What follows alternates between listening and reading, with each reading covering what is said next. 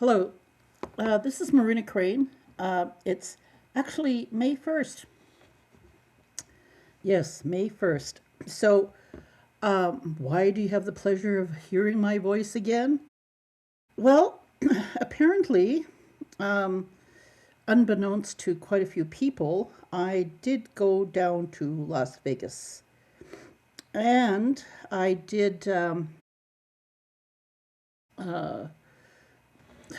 witness the trial of Nathan Chasinghorse on my own dime.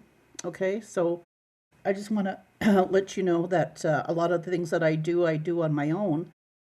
But I have a few notes that I want to convey about the victims of Nathan Chasing Horse and the impact statements that they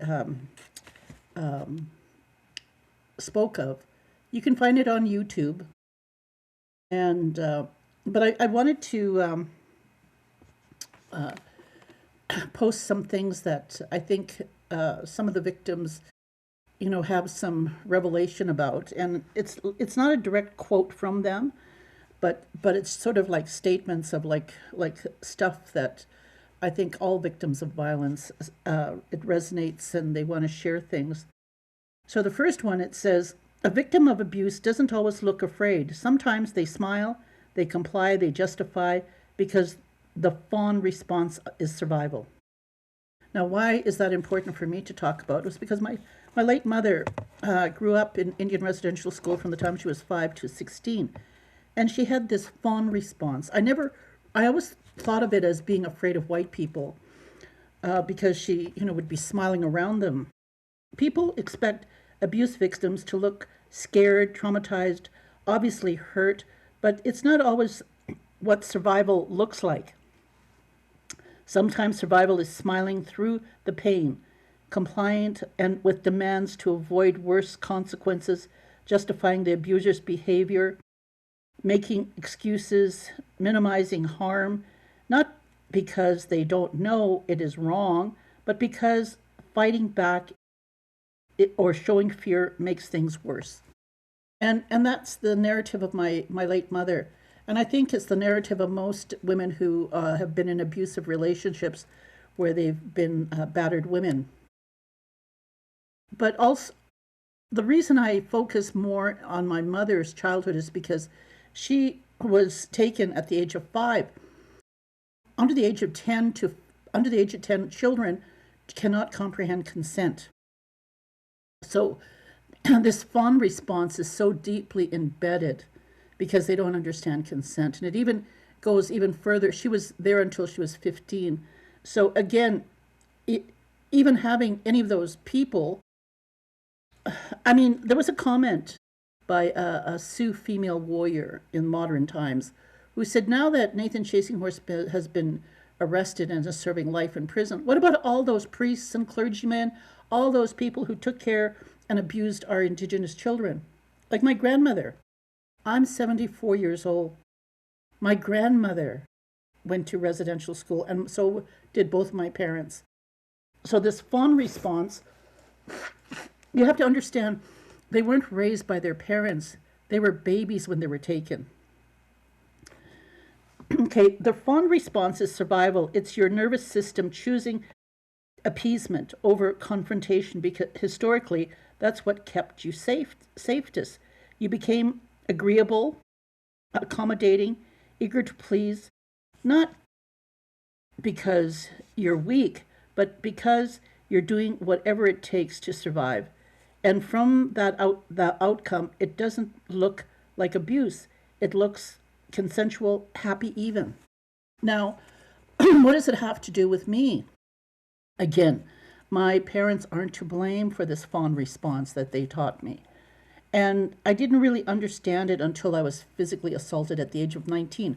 I want you to understand, I've already reached the age of consent. I knew what consent was, whereas my parents didn't, and obviously my grandmother as well, because those Indian residential schools were really horrific during my grandmother's and my mother's time, as well as during my time. I'm not trying to minimize my experience, but I know the different degrees of residential schools that were throughout Canada. And the thing is, like, when I was sexually assaulted, I was talking to my cousin, but she said, "Oh, Marina, you've been traumatized." I'm going, I was at the age of consent. I complied because I didn't want to, like, it was a fear response. I told him, I'll do anything you want me to do, just don't hurt me. Like, just don't, I chose appeasement. And most people women who are talking to women about their safety, say, if the choice is to be complacent and comply, do it because they could, if the alternative is dying. Because, like, again, I'm just saying this, I wasn't weak, but because I was going to do whatever it took to survive, from the outside, like, say, with my cousin or other people, they thought that it was consensual. And it wasn't. It wasn't consensual, because I said afterwards, they dropped off everybody. There were two serial rapists from my community, and in my podcast you've heard me talk about it. And the one fellow whose granddaughters were victims of Nathan Chasing Horse, like, he had no connection with them because he took off. He took off from our community, and he never took responsibility for raising his children, much like Nathan Chasing Horse. But the reason I'm talking about this is that the reality of him saying, "Get upstairs," because he still wanted to have sex with me. And I turned to him and I said, "If you thought I enjoyed what you did to me, you got to be kidding." And this is the whole point that I'm getting at. He punched me. I was unconscious. The rage he took on my unconscious body, much like the rage Nathan Chasing Horse took on one of his victims who was 13. I know people don't want to hear it, and if it's abusive and you hear it, turn off my podcast. I'm just trying to talk about fawning and how the reality of the violence of the perpetrator. I mean, it was a 10-minute video that was blocked from the audience in the courtroom because he apparently drugged the girl, 13 years old. She's a woman now. She did her impact statement. It's on YouTube. There was a technicality in how they responded to her, because he only got like 2 years and life. The reason I'm saying that is he got life, but it would have taken him 2 years if she was the only victim for him to respond to get a parole.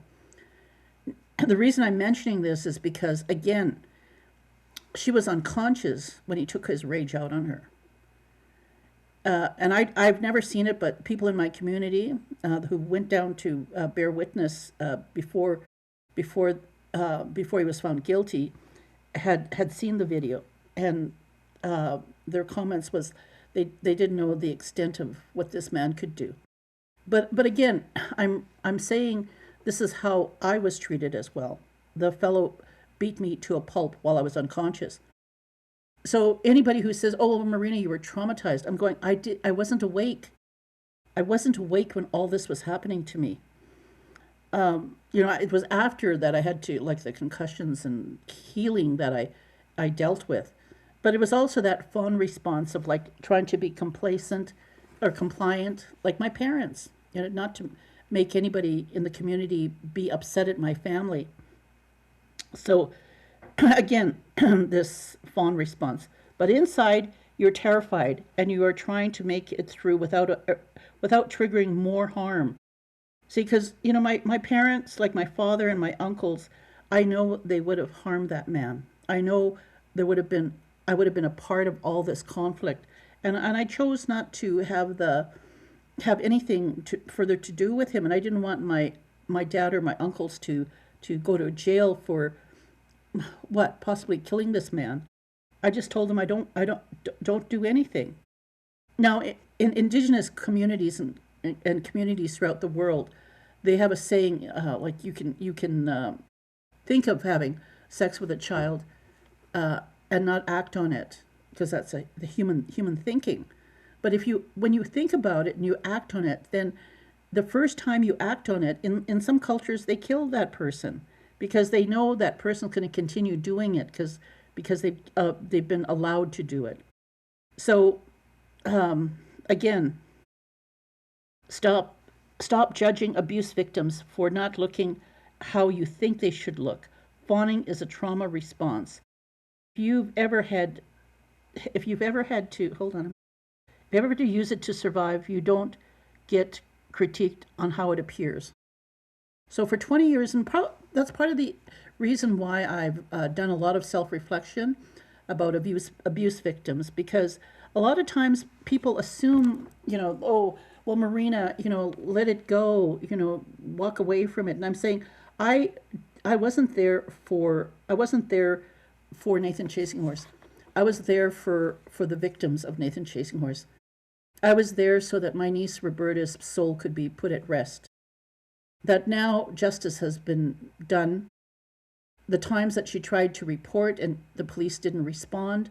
And that's just not my niece Roberta. There were a lot.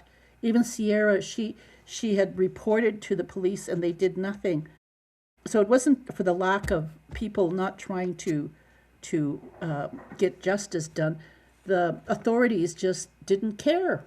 And that's the whole issue that I'm making too, because there's the dynamics of just relapse and recovery when it comes to the survival is so dynamic, and there's so many intersections in it that I think one of the reasons why it's so hard for victims to come forward, because of that fear response. I don't want to make waves, that fawning, but that's from intergenerational trauma.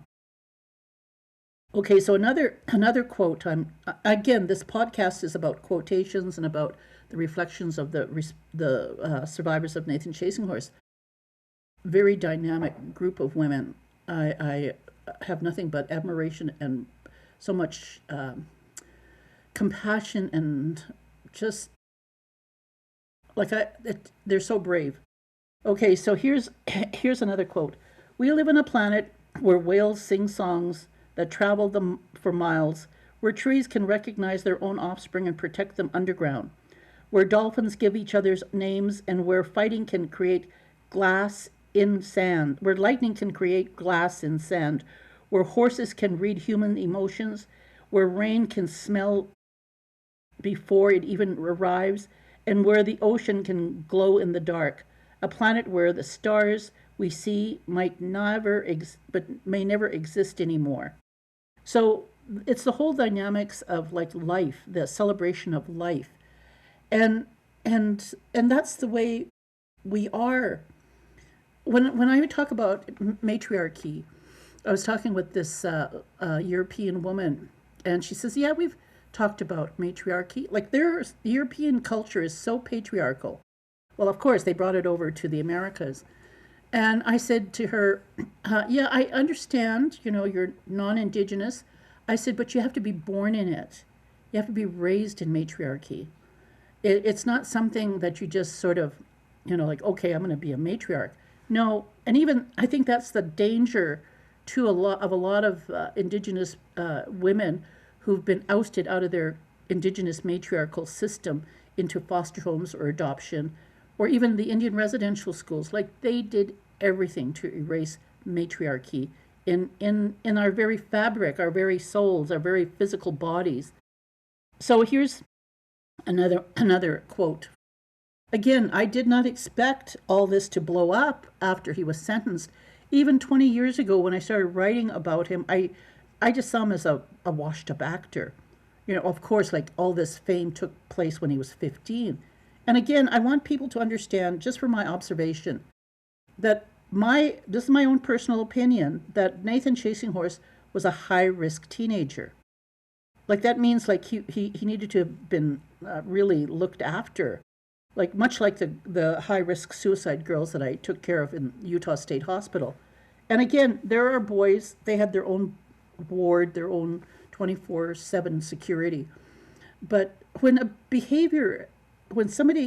especially a child or a teenager, when they're developing their identity and they're in so much pain, and it morphs into what Nathan Chasing Horse later became, is one of the reasons why it's important for me to talk about abuse, about childhood, mental health, all the results of intergenerational trauma from decades before we were even born. And that's why, like, you can always say, oh, well, that's happening over there, or it doesn't apply to me, or you could pretend. And this is why pretendians do more damage, because we actually have our own people who are pretending that that violence didn't happen because they're fawning. And it does more damage for non-Indigenous people, even if they got 10% Indigenous blood, but have never had the intergenerational trauma that is a legacy of the genocide that took place in the Americas. Okay, another quote. And this is direct, former actor Nathan Chasinghorse has been sentenced in Nevada for 37 years to life in prison after being convicted of multiple sexual charges involving Indigenous girls and women. Reports also note the outstanding warrants in Alberta remain active, meaning the legal story is not yet over. The case has drawn major attention on both sides of the border because prosecutors said Chasinghorse abused his status as a spiritual leader to exploit vulnerable victims over many years. Survivors told the court about the deep trauma and the betrayal they continue to live with. So you got to sort of erase it out of your mind that this person was an actor. When people ask me, I'm going, no, it has nothing to do with him being an actor. It had to do with him posing himself as a spiritual leader.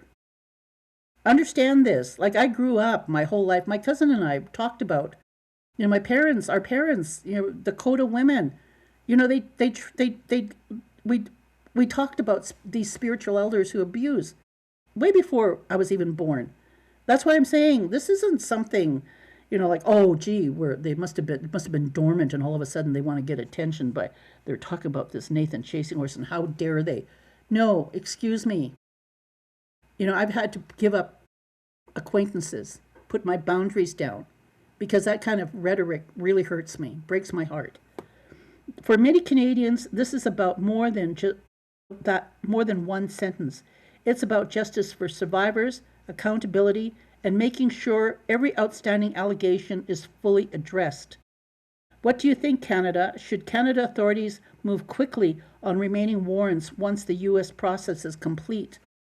See, again, why are people so hesitant to prosecute people like our former chief?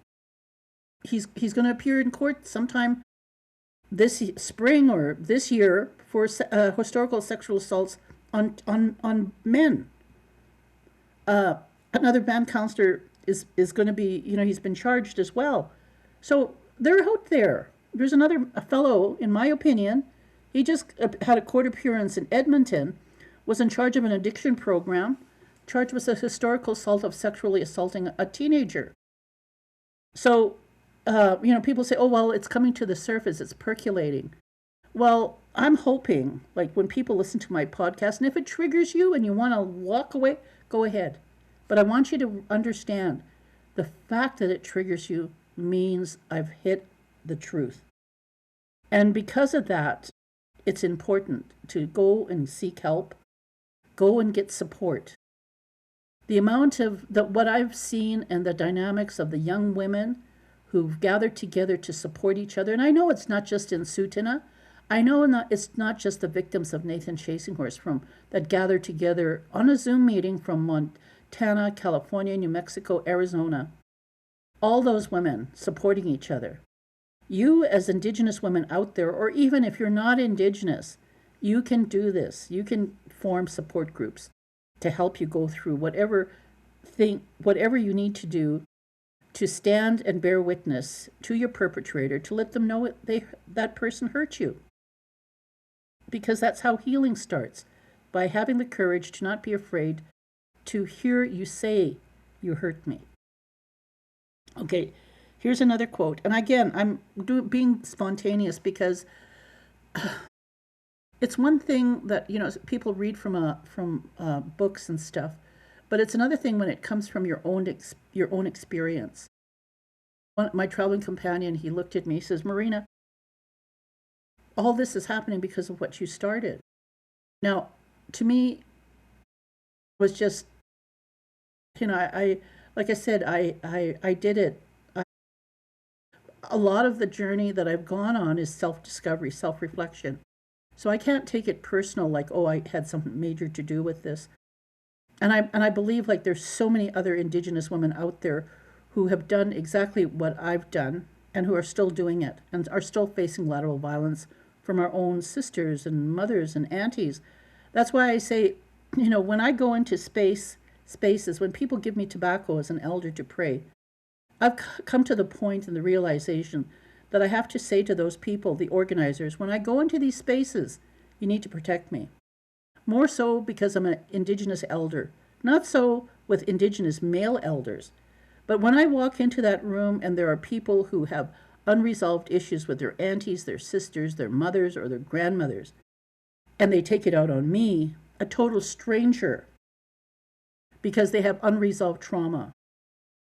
How do they even know that they're projecting that misogyny onto me if the people who have invited me continue to protect them instead of protecting me, the elder who they've called in to help heal? It's a paradox, I know. Okay, so I'm going to read another excerpt here. That one of the five, again, these are all inspiration from the survivors of Nathan Chasing Horse that they feel these quotes are valuable. You are the altar, not the sacrifice. There is a difference, and most of us were not taught it. You are a channel of the divine, not a metaphor. The kind of body the sacred has always moved through, whether or not the world remembered to say so. When everything around us convulses, when the system we were told to trust keeps fracturing, the feminine does not shrink. She has been here before. She knows how to hold a room, a child, a grief, a fire. So this is not the season to make yourself smaller. We are called to link arms, not retreat, to be a voice where there is silence, to stand for the children and the vulnerable amongst us, to remember that we are ourselves the return of the light. And this is from Ella Rebel Feather. This strikes home so close to me because, like I stand for the children and the vulnerable amongst us. My mother was taken when she was 5.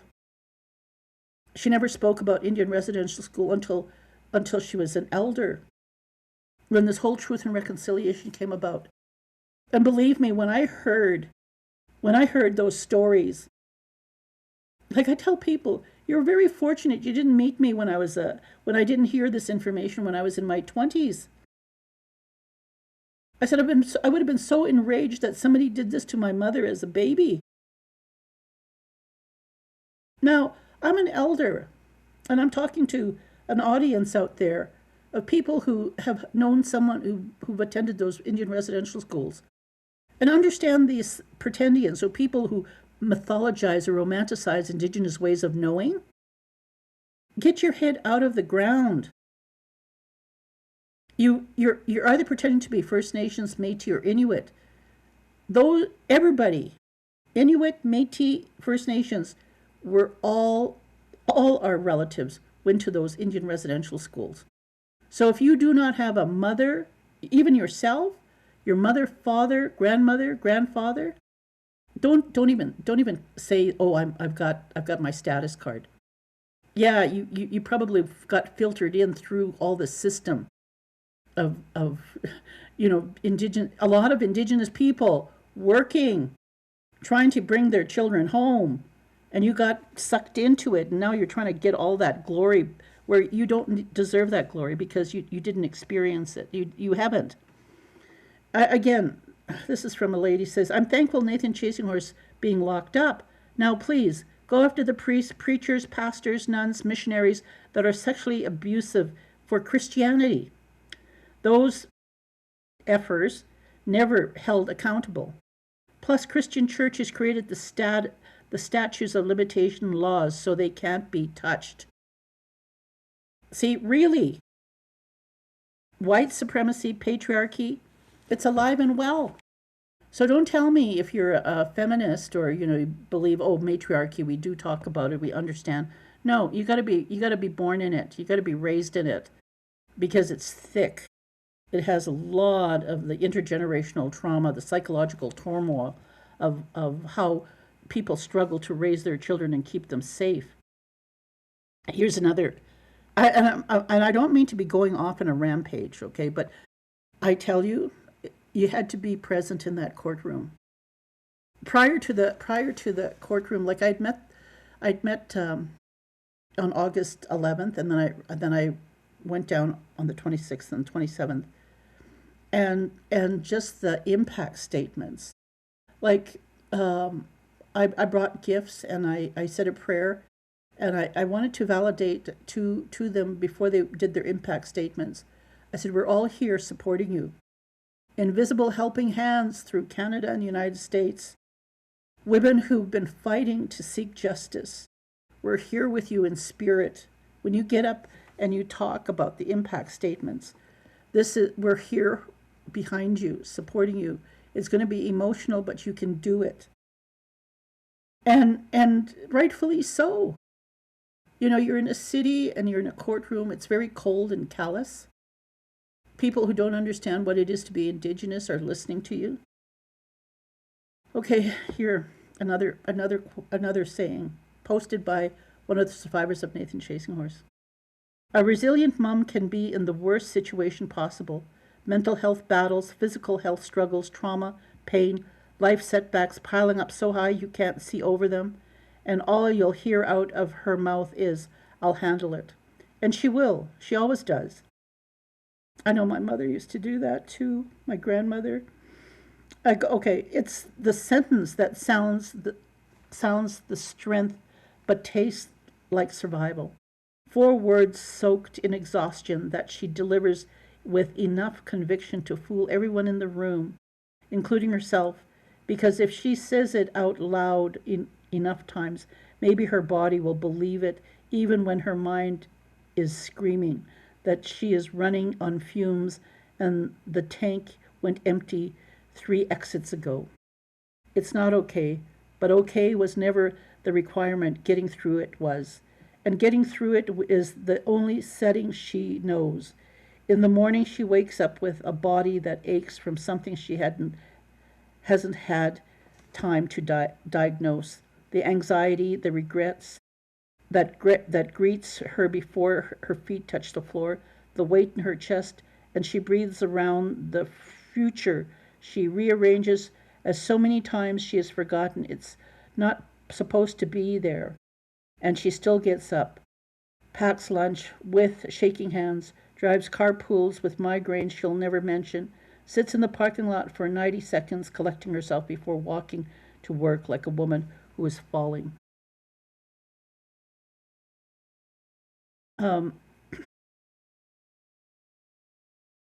And she's okay. So she let's see, falling.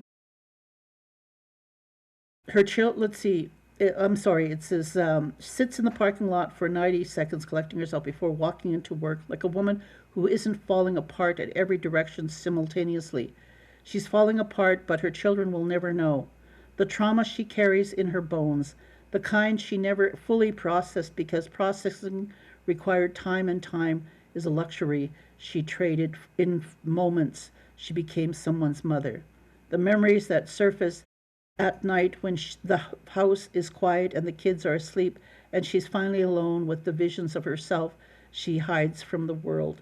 She doesn't have a therapist, doesn't have the support system that truly understands the depth of what she's navigating, doesn't have the partner picking up the slack, doesn't have the single person in her daily life who looks at her and says, you don't have to handle this alone. So she handles it alone. It's the physical pain she ignores, the appointment she keeps rescheduling because it's taking a day off, meaning losing income she can't afford to lose, the symptoms she Googles at midnight instead of addressing because her body is the last thing on her list and her children are the first. She'll figure out She'll she'll want that's what she wants to say.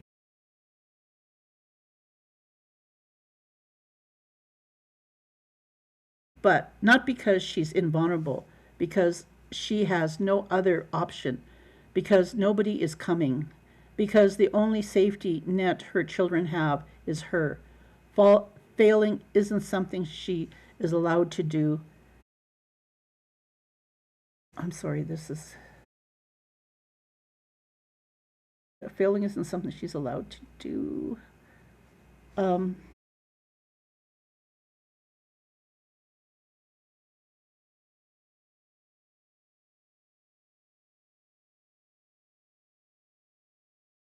so, again, the only uh, she's surviving in real time.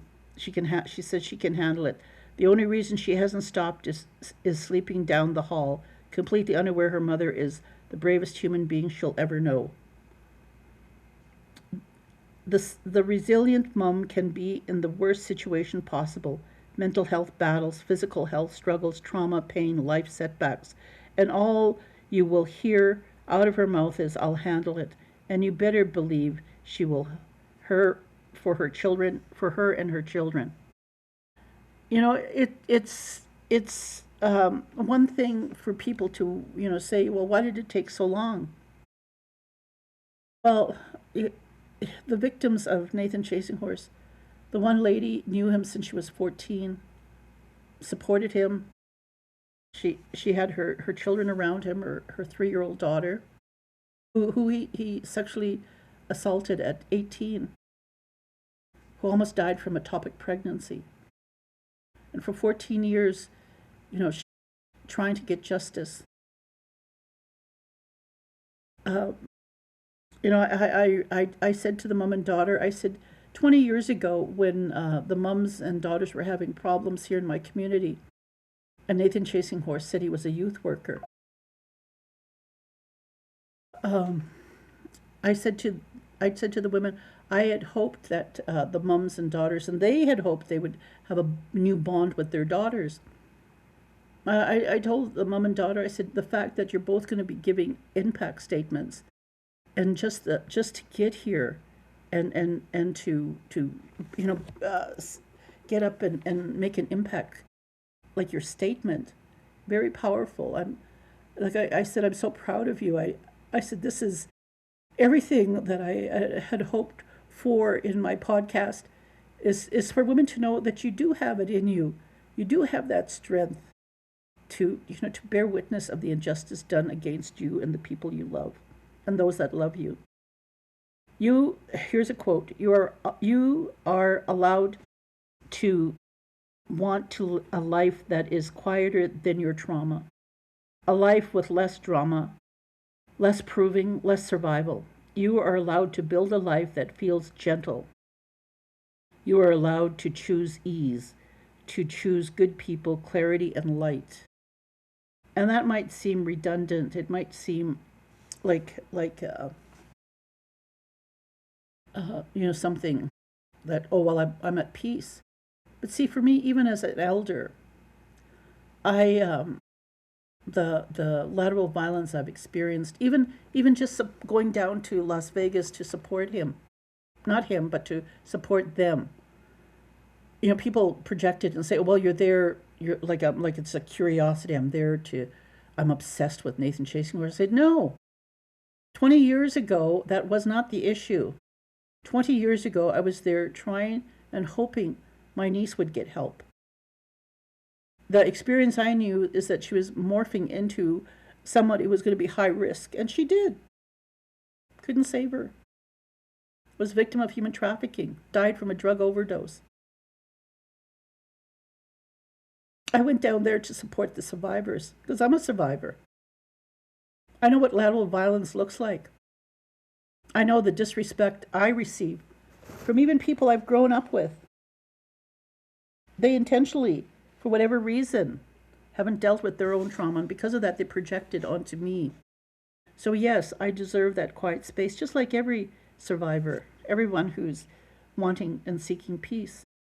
So for people out there who, are curious about the things that happen in the courtroom, and just how the victims are. And this is, again, I want you to understand, the victims of Nathan Chasing Horse do know that there are hundreds of other victims in Canada and the United States. Because all of a sudden, since the sentencing, every person on Facebook, every organization is publishing Nathan Chasing Horse's story. And I said to my sister, she says, Marina, she says, I'm tired of it. I don't want to see it on Facebook. And I said, yes, I understand. I said, but understand this. Why weren't they alerting?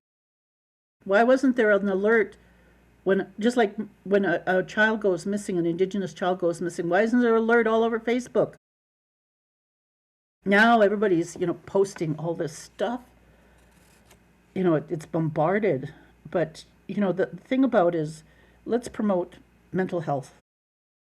Let's try and get some stuff going. So, taking time to take care of your mind helps you show up stronger for your family, your work, and your community.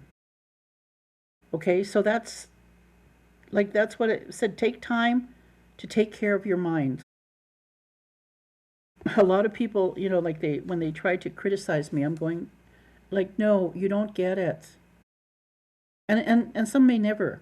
It could take them a lifetime. Like I said, my mother was groomed and sexually abused in those Indian residential school, and a lot of times when she tried to talk about how she felt, like the fawning, I used to say to the doctors, I'm here in the hospital. I said, she's afraid of you. They couldn't comprehend it. Well, it's fawning.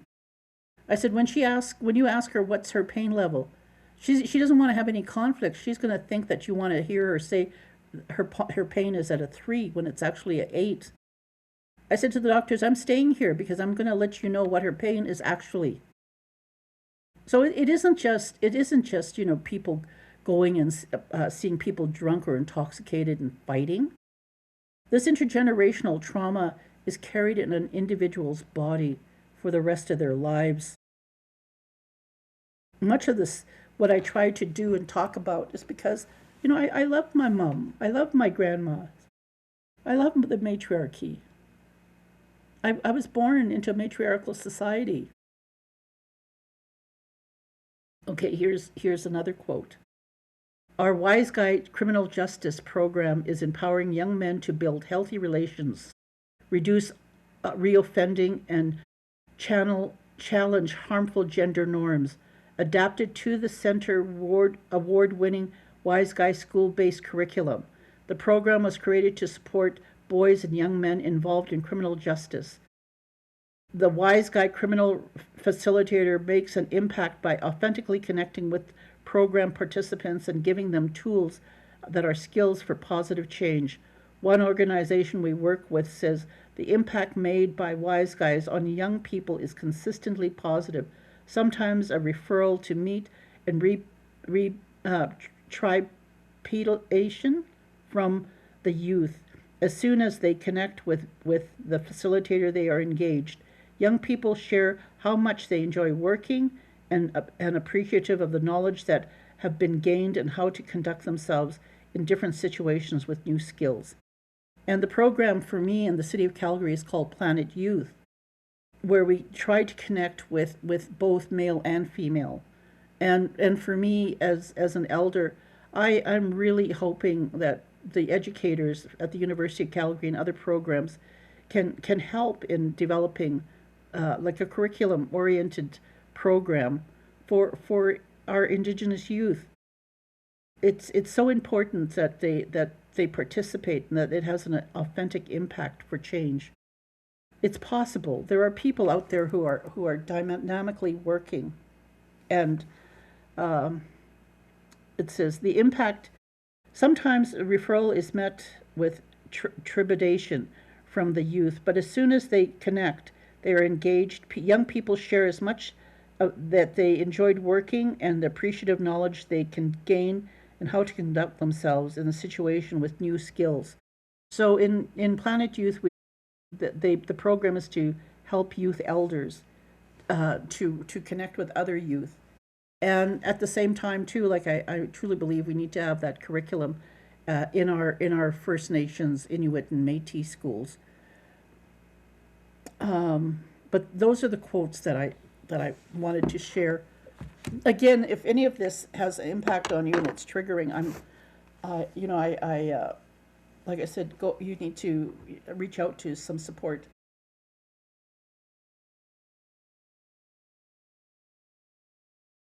I know, like I didn't expect how people were going to react once he was found guilty. Melissa and Ren Leone, they're their own separate individuals. Everybody's not perfect, and it's you know it's the struggle as survivors, as women having to support each other, and then sometimes even in that support, there's conflict. Like there are conflicts with families. You know, you have struggle with a cousin or a brother or sister, don't talk for a couple of months, then you start talking again. It's normal behavior. The reality though is it's important. Uh, I didn't go to the any of the trial because it kept on getting delayed. Even if I made payments and stuff, you know, I couldn't recuperate what I've lost. But doing my podcast and trying to get a foundation for my listeners to understand the cultural impact of what it is to be Indigenous, living in an Indigenous community. And for those who are pretending to be Indigenous, get off the cross. I need the wood for my sweat. As the fry bread burns, this saga of soap operas that pretendian people out there want to, you know, get that job, get that recognition. And I'm not just talking like I have some serious issue with even pretendians whose fathers are white. I mean, they've got their status card, but they also pretend in some ways, not as bad as those who say they only have 10%. But but let me tell you, you know, I have a relative who's on TikTok, and bless her heart, she says, "Oh, my grandmother this, my grandmother taught me this recipe." Here's my cousin going, "She's lying, she's lying." She said she only stayed in that one house for one night sleeping on the floor, and she makes it sound like that's her life. She said her father was white. My traveling companion, who was white, you know, we're talking. I said, "You're just damn lucky I have white uncles." Because, you know, systemic racism, especially within families. Like one of the ladies that I do a podcast with, her father's white. She says, "Marina, my father will be racist until the day he dies." You know, I have cousins like who like they're not like the pretendian, you know, like the pretendian relative who has a white father. I'm really grateful to my all my first cousins who don't get on the bandwagon and try and create false narratives about my relatives, my aunties, my uncles, our grandfathers, our grandmothers. You know, you know, they're quiet. They know they've never lived in Indigenous community, either Métis or Inuit, and bless their hearts, they're respecting those boundaries. But I have some other relatives who are Sioux, and some who aren't, who, you know, some people like they either have a mother who's been famous for what having a shelter in the city. Again, understand this. We do not have emergency shelters or emergency homes under our own jurisdiction. Anything that happens in foster care in our communities are governed by the province.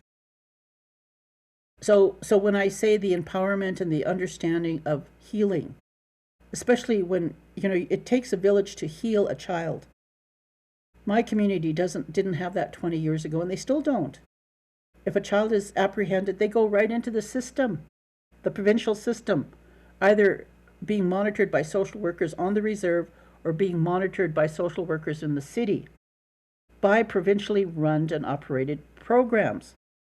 Now, historically, when I was young, this one woman, she was married to an older white man, racist guy, you know, but her daughter and her grandchildren, like, you know, when the daughter is giving presentations with the city police or, you know, like talking about Truth and Reconciliation. And this is where you can investigate as an audience. If you're non-Indigenous, or even if you're Indigenous, ask them, what about your dad? Ask them about their white fathers. Ask them how their influence played on them. The majority of times you will see if they're pretending, because they won't talk about their dads. They won't. I find it completely dishonest. And for those women who do talk about their racist dads, hey, I know what you're talking about. I went to school my whole life. I've been around. I've had racist friends. It's just the reality. We were born into this system. But I do really think that the way life is, and the actual people who are actually living and trying to protect their children, or living in our communities, who, like I said, I read some of the articles, like how hard it is for a woman. And like I said, I took care of my mother. My mother was that woman. I saw her struggles. I took care of her.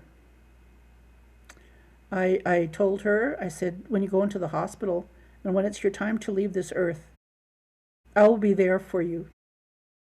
I said, I know I wasn't there when you were a baby in those residential schools. I know you were frightened and afraid. That fear restructured her whole nervous system throughout her whole life. That's why I try and talk about early childhood development and how the brain is developed, and why people who've been traumatized the way my parents were, the long lasting effects, why some things people do, like people like Nathan Chasinghurst do to children, is unforgivable. I don't forgive those priests or nuns or people who took care of my parents in residential school. I don't. They did the unforgivable. Understand that. That fawn response was so they wouldn't, they wouldn't say anything. They didn't want to create any problems because they'd be punished. That's why if I go into a room, somebody gives me tobacco and I'm going to pray, or if I have a young woman who says, "Oh, I dabble in matriarchy," I'm going, no. If I trigger and I'm confrontational, it's for a good reason. It's for a good reason, because there are so many people who are so complacent, don't understand that fawning. Try to mansplain me or any other woman who doesn't fawn over their white privilege. And if it's triggering, fine, because then that means I've touched a bone. But I have white friends who will sit uncomfortable in what I'm saying and how I talk. I've grown up with white people my entire life. I'm just fortunate. Like I'm not afraid to be confrontational. It's not like I'm going to hit anybody or do anything violent. It's the reality. Like, this is how people see us. If we are not assertive, if we don't have boundaries in place, and we refuse to be treated like that. See, the whole premise of my going to the trial and witnessing, when my mother passed away, I did wiping aways and releasing tears ceremony. It's I didn't totally understand how the Native women's organizations across Canada, United States, because we come from so many different tribes and so many different ways of knowing. But the bottom line was we have this common thread. When I talk to my other friends who are from different tribes, and I say to them, I went to the courtroom, I went to the courthouse, I said a prayer for the mom and daughter, I gifted them. I gave 3 gifts. The 2 gifts I gave to the mom and daughter, and the 3rd gift I gave to a non-Indigenous witness. And when I talked to my friend in Edmonton, and I've said to her, I went, I did this, I did this prayer to let them know that I was wiping away the tears and releasing the soul of my niece. In that courtroom, when I heard them, I was saying a prayer to Creator. I was saying a prayer to my niece. I said, "You can leave now. You can leave to your next life. Your spirit can go into the next great mystery. Your spirit doesn't have to be here to justify what happened to you. You can go now. You can be at peace." That's what I told my family members. Anybody who wants to portray lateral violence towards me or my family, they can try it. And I'll say, she's at peace. She's at peace. Leave her alone. She's no longer here with us. The justice she needed and to be heard is done. I've done everything that I could possibly do to make sure her spirit and soul was released. When I explained that to my friend up north in Edmonton, she said, "Marina," she says, "this is what we do." So they may be dead. People don't understand. Not Indigenous people do not understand this. She said, but if they have not seek justice, their spirits are still not at rest. So you got to understand. And this is what I try and say to people. This is inherent rights. The first 500 years ago, the first 100 years, settlers, Portuguese, French, Dutch, English, and French, killed 5 generations of our children. The first 100 years, they killed 125 million children. They're still doing that today. They tried to do it in Indian residential schools, industrial schools. They're trying to do this today when a single Indigenous woman dies and she has 5 kids. All of the provincial welfare system that's in place in our communities that aren't sovereign puts our children in the foster care systems in the city, where the average age of our children being trafficked is 14. Now, yesterday or today, it's been shown that 2 victims of Nathan Chasing Horse are suing the hotels some of the hotels in Las Vegas, because for years they were told they were being trafficked out of these casinos. And that's happening here in Calgary. You know, the accountability of people who don't do anything, knowing full well Indigenous people are being trafficked out of their establishments. Those things are real. Our own people are doing this to our own children. And what, this fawning? They don't want to create any problems because of violence. I mean, it's evident. It's quite evident.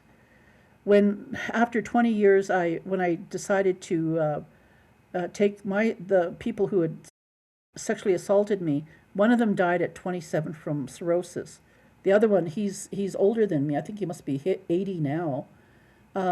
He served time. But it was during the investigation, even to the RCMP, didn't tell me anything. There was lateral violence towards my family. And I still receive lateral violence, even though it's not even me that hurt my niece. But the reason I'm saying this is that a lot of times this lateral violence is so unconscious, because people are either jealous because I have a voice, or they think that oh geez, that's so triggering. And I'm going, no, I did not do this for Nathan Chasing Horse. I did this to release a soul.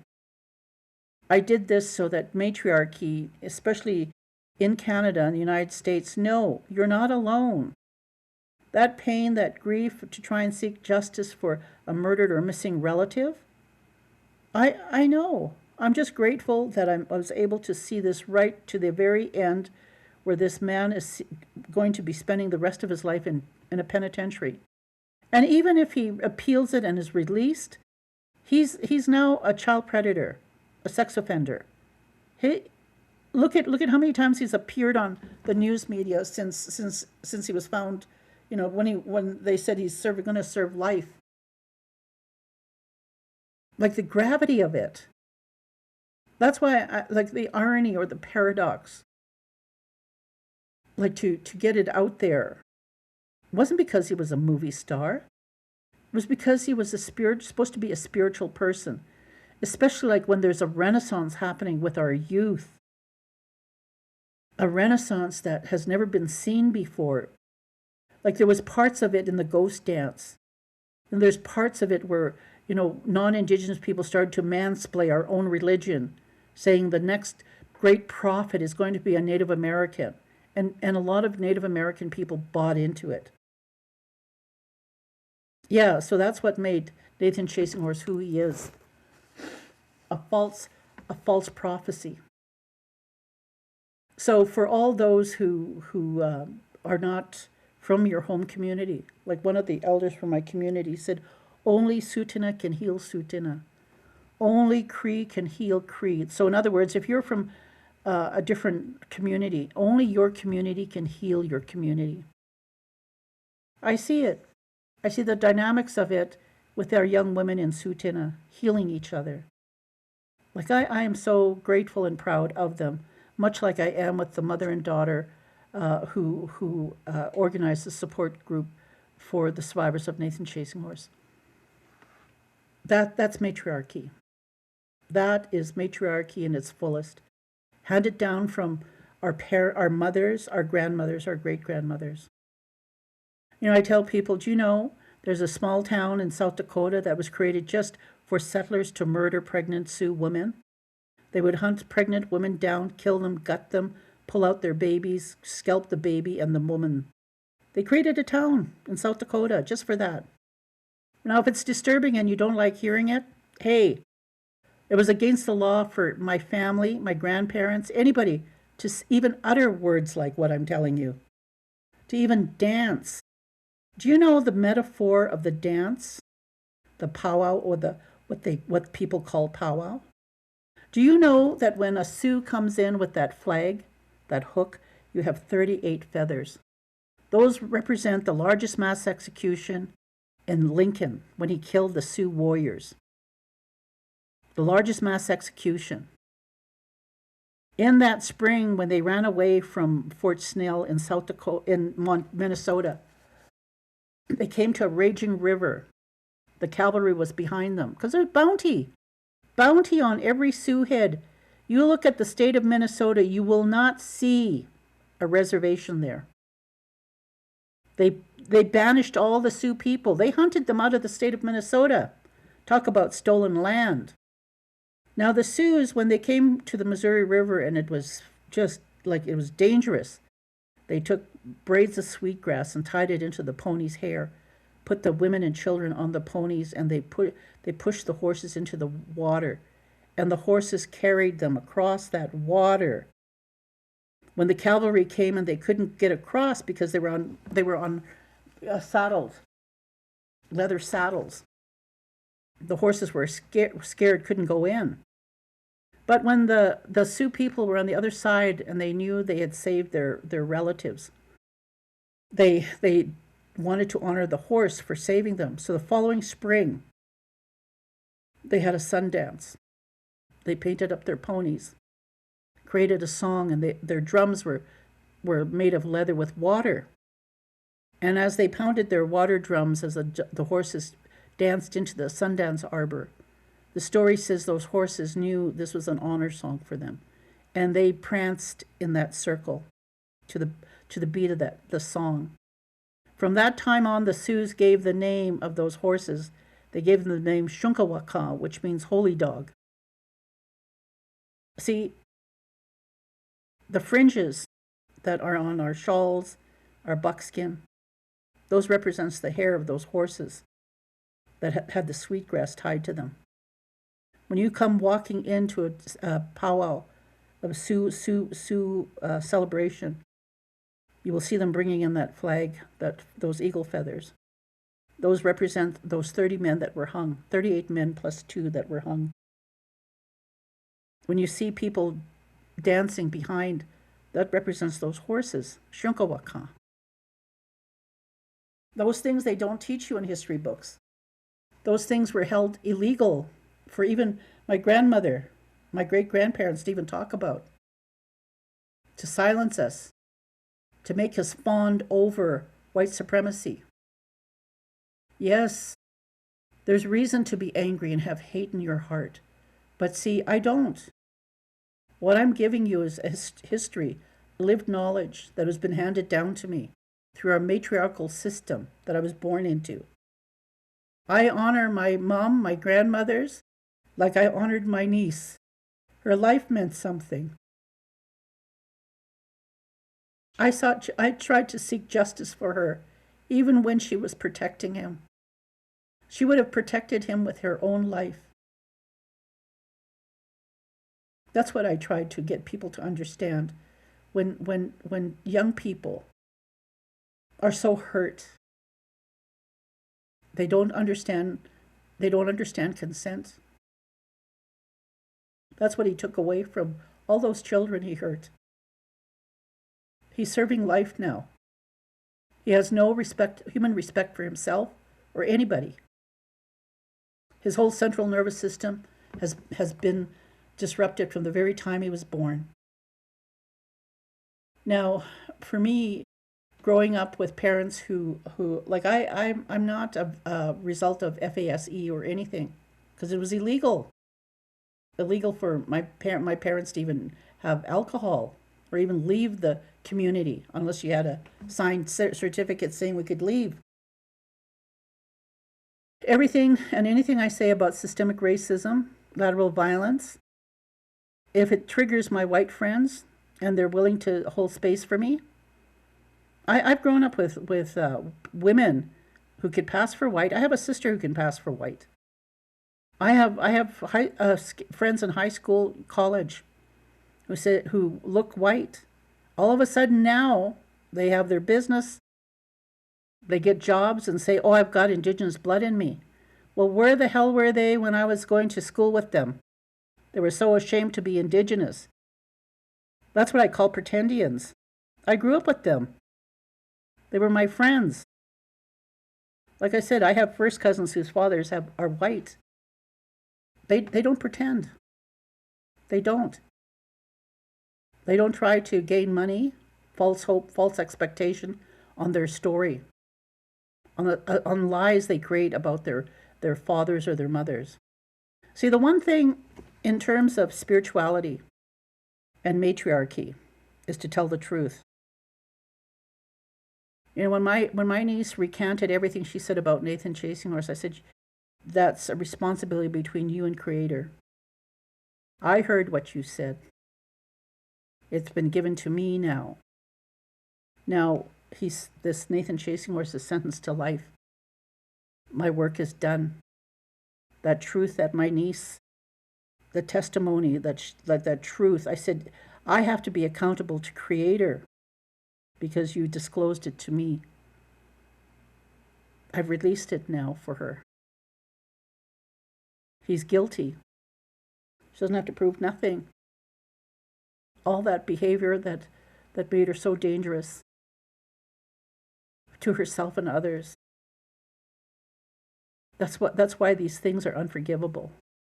Because of the pain that ripples throughout our communities, our Indigenous communities. Well, that being said, like I hope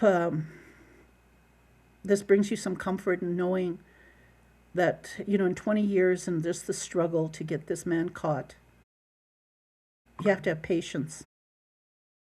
The amount of people that are out there that are still seeking justice, that are still being patient, they're out there. I know that.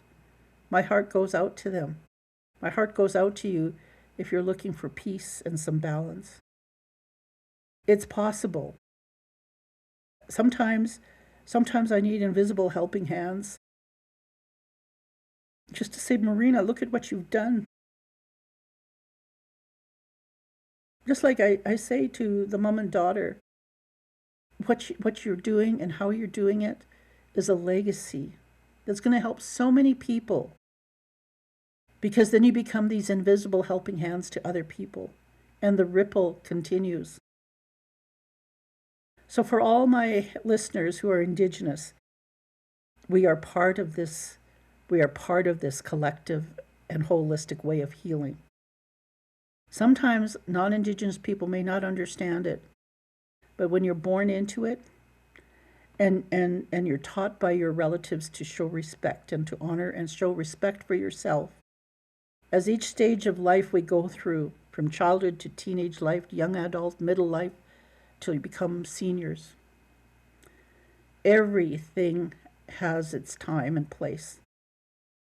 But I will continue doing podcasts when and however the need arises.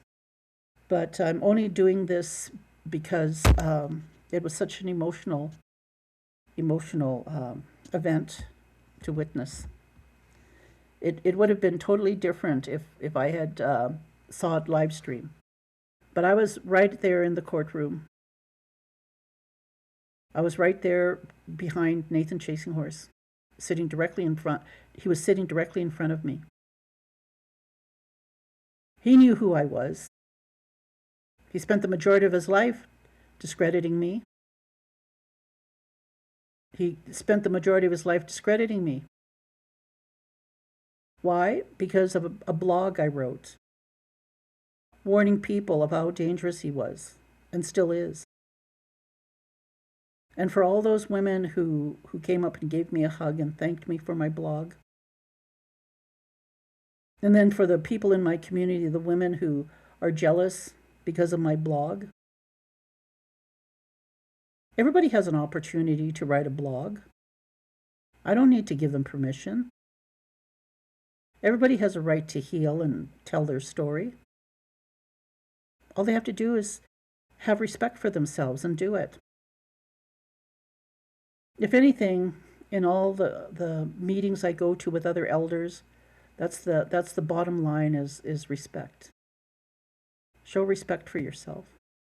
People will look and wonder who you are and how you manage to have that respect. Because you have to love yourself first before you can even help people, to even show people that's important to love yourself. This is a legacy that I hand down from my matriarchs. My cousins, we talk about our relatives. So they taught us to respect ourselves. They taught us not to never give up, no matter how hard things get. No matter how mean, spiteful, we take it. We got to keep going. People are depending on us. We don't know it because we're invisible helping hands. But anyway, I go on and on and on. But no, I really appreciate everything and all, like I said, all the invisible helping hands. The third gift, before I finish this, I totally forgot. Like I said, I gave 2 gifts to the mom and daughter, and then I gave a third gift to a non-Indigenous person. And I quoted something from the Truth and Reconciliation as part of witnessing, cohorts and allies to bear witness and stand as witness to bear witness of when justice is being done, like to validate. Yes, I did see what happened. I saw the crime. I heard. I've witnessed the impact statements of the victims of Nathan Chasing Horse. I said, now that you've witnessed it, this gift I give you is going to represent that you have a responsibility now to tell people, when you see injustice done against Indigenous people, you have now the responsibility to say, I witnessed it. What they're talking about is true. There's no denying it. The systemic racism, the harm that is being done to Indigenous children is real. Yes, I have to validate everything I do in this life, and rightfully so. This is how I was taught. So again, thank you, my relatives. Thank you very much. Just as I started my blog 20 years ago, I didn't know who it was going to touch, what direction it was going to take, or if anybody, even if anybody cared. It was just just blind faith or just trying to make sense of it myself, even if I was just listening to myself or writing it down, typing it. It was something, it was a process, an actual physical thing that I had to do to move forward. Okay, enough being said. Have a great day. Today is Sutana Day. The entire office, the whole community is celebrating our sort of independence type of thing. That being said, I hope everybody who is listening and has stayed in tune this long have a good day, and hopefully we'll see each other sometime down the road. Like I said, sometimes I don't even know. People come up to me and they said, "Oh, I saw you on TikTok or I heard you." So again, thank you for just being there for me. I appreciate it. Well, we're all related, my relatives.